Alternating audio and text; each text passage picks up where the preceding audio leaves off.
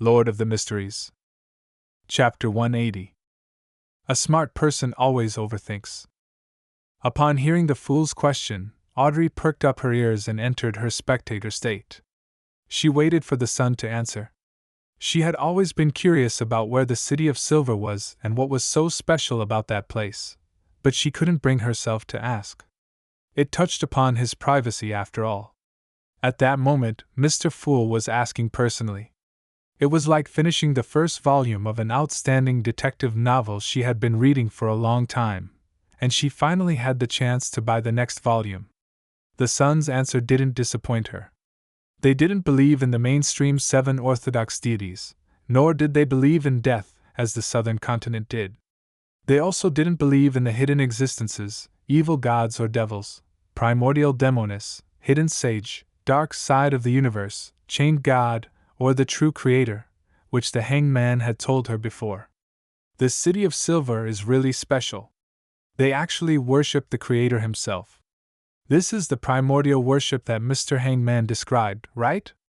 The description of omnipotence is a little strange. Audrey stole a glance at the hanged man subconsciously, and realized that he was nodding slightly. Klein wasn't surprised at all. He purposely chuckled and asked in reply, "Even though he abandoned you?" "Abandoned? The creator abandoned the City of Silver?" Alger was shocked. Suddenly he made the connection regarding a particular term. The forsaken land of God. In the confidential information of the Church of Storms, at the security clearance level that Alger, who was captain, equivalent to the bishop level, could access, the forsaken land of God had always only been a name with no actual description. However, it clearly pointed towards the end of the Sonia Sea. From what he knew, even the cardinals at the core of the church had no idea what the forsaken land of God represented. But only the leader of the church, the proxy of the Lord of Storms, knew something about the situation and seemed to be taking charge of the hidden mission to look for the forsaken land of God. Alger had once made a bold guess when he equated the true creator's holy residence, which was promoted by the Aurora Order, with the forsaken land of God. But unfortunately, the fool hadn't confirmed his guess, so he couldn't be sure. Now, he was shocked and surprised to find that the Tarot Club member using the sun as his code name was very likely from the forsaken land of God. Mr. Fool knew where the forsaken land of God was all this time, and he could pull someone from there to be a member of the gathering. This is a hidden place that the Church of Storms has been trying to find to no avail. Alger looked at the fool who was seated in the seat of honor at the end of the ancient long bronze table in horror. He could only see that he was leaning back in his chair in silence, engulfed by the thick fog. Audrey wasn't particularly moved about it. The only time that she had heard about the forsaken land of God was from the hanged man's question. She wasn't particularly interested, so she failed to associate it to anything from what Mr. Fool said earlier. The City of Silver has the legend about being abandoned by the Creator. Mr. Hangman seems to be deeply affected. What is he amazed and afraid of? Audrey nodded in puzzlement as she remembered the details of the moment. Yes, we believe that we will regain the Lord's favor in the end. Perhaps it will be on the day the sun rises again, Derek Berg answered in an uncertain tone. We were once ruled by the giant's royal family, and we worshipped the giant King Ormer. Later, we were saved by the Lord, and we will never betray the Lord again. Ruled by the giant's royal family. It really is ancient. But it doesn't seem to match. Alger, who had guessed at something, suddenly recalled the description about the second epoch in the hidden chapter of the Book of Storms. The second epoch was also known as humanity's dark epoch. At the time, the sky, ocean, and land were ruled over by dragons, giants, elves, mutants, devils, phoenixes, demonic wolves, and dead spirits. But in the end, the Lord of Storms, eternal blazing sun, and the God of knowledge and wisdom led humanity into defeating the supernatural creatures and ushered in the beginning of the third epoch, the glorious era, which was later known as Cataclysm. Giant King Ormer. Klein repeated the name in silence. In various legends and myths, it was a great existence on par with the deities. Even now, there were still some places that worshipped him. Even the most famous and most expensive grape wine in the Intis Republic was named after Ormer. It was said that the giant king particularly fancied grape wine which was like blood. Considering the fact that the Church of the God of Combat is in control of the complete pathway of the warrior, which once belonged to the giants, can I assume that Ormer was the ancient god of combat? Klein guessed. He nodded deliberately but didn't think any further about it. He then asked calmly, "Do you still offer sacrifices to this omnipotent god?" "Yes, we still do. But since the day we were abandoned, we have never gotten any response." Derek's voice had a hint of unconcealed pain. Klein leaned against the back of his chair leisurely. He half closed his eyes and said, "Describe the process of your offering ritual in detail. Does Mr. Fool want to figure out the truth behind the City of Silver's abandonment? Or does he want to determine if the Creator still exists?" Alger suddenly felt a shock through his body and he quivered. Not only was he afraid, but he was also excited too. This was because he felt he was being made privy to the secrets between deities. That made him feel like he had been elevated to a whole new level. "I've been chasing after power, after strength. Didn't I do it to achieve this kind of feeling?" Alger leaned back, lifted his chin, and got carried away with his thoughts.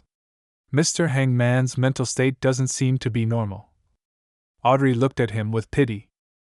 She finally understood that there might be some sort of shocking secret behind the communication between Mr. Fool and the Sun, which led to the hangman's loss of composure. "After the Kalango's commission is over, I'll pay the price to get information about what Mr. Hangman learned today. I wonder if he would be willing to."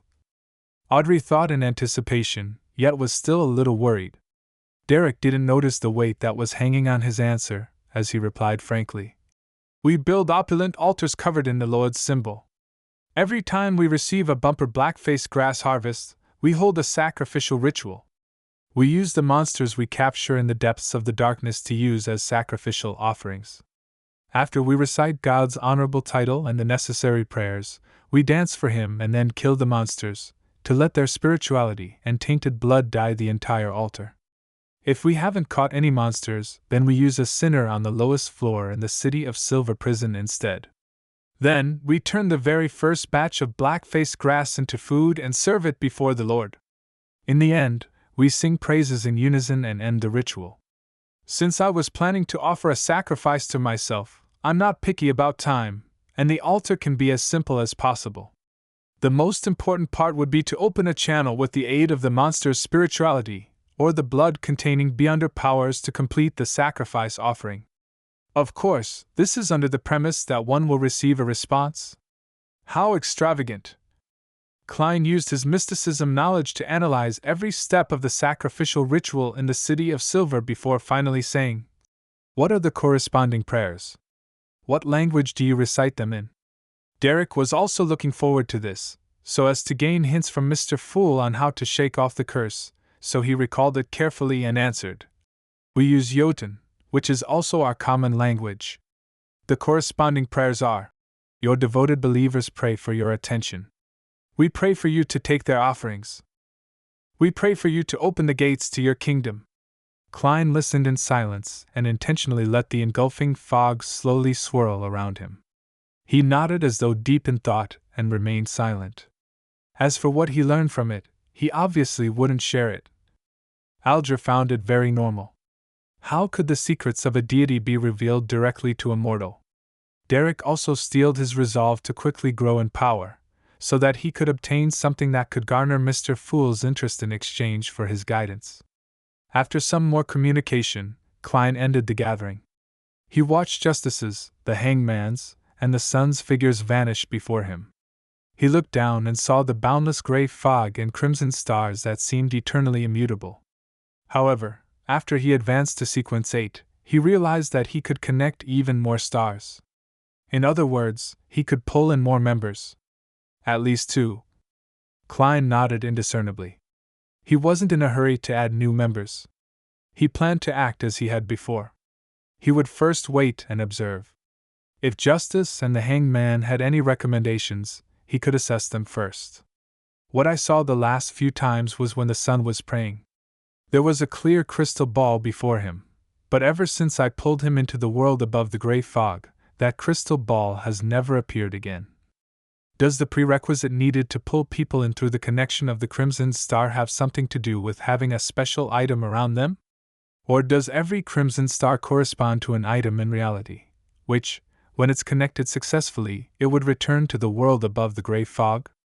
I wonder if Miss Justice and Mr. Hangman were the same. Let's just assume that's the case.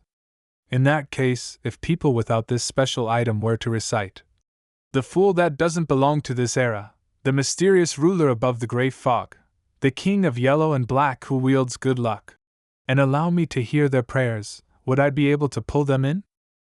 I can give it a try in the future. Klein didn't stay any longer. He wrapped himself with spirituality and stimulated a descent, leaving behind the lofty palace, the ancient table, and the 22 high-backed chairs which sat immutably above the gray fog. He had mastered the overflowing power of the clown potion and eliminated the corresponding negative effects. Therefore, he wanted to try the ritual to summon himself. I wonder what I'll conjure this time. Klein thought in anticipation and fear as he fell through the mad ravings.